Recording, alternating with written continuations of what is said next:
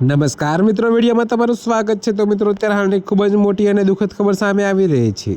ત્યારે મિત્રો, તમને જણાવી દઈએ કે ગુજરાતમાં હાર્ટ એટેકના વધી રહેલા કેસ અને તેનાથી થતા મૃત્યુ ચિંતાનો વિષય બની રહ્યા છે।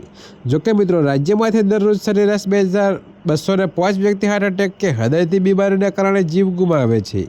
તો મિત્રો, ગુજરાતમાં જે કારણથી સૌથી વધુ મૃત્યુ થતા હોય તેમાં હાર્ટ એટેક પોખરાના સ્થાને છે। જોકે મિત્રો, અખુરામાં પૂરું હાર્ટ એટેકથી થતા મૃત્યુમાં 5 વર્ષમાં 9 ગણો વધારો થયો છે। ત્યારે મિત્રો, તમને જણાવી દઈએ કે પ્રાપ્ત માહિતી અનુસાર ગુજરાતમાં વર્ષ 2019 હાર્ટ એટેકથી થતા મૃત્યુનો આંક 8789 હતો, જે 2023માં વધીને 74777 થયો છે। તો આમ 5 વર્ષમાં હાર્ટ એટેકથી થતા મૃત્યુના ચિંતાજનક વધારો જોવા મળ્યો છે।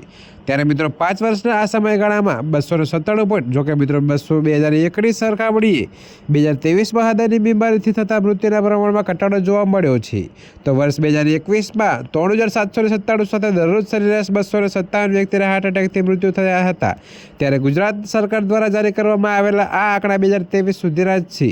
જોકે મિત્રો, વર્ષ 2024 અને 2025માં આ આંક હજુ પણ ઊંચે જઈ શકે છે।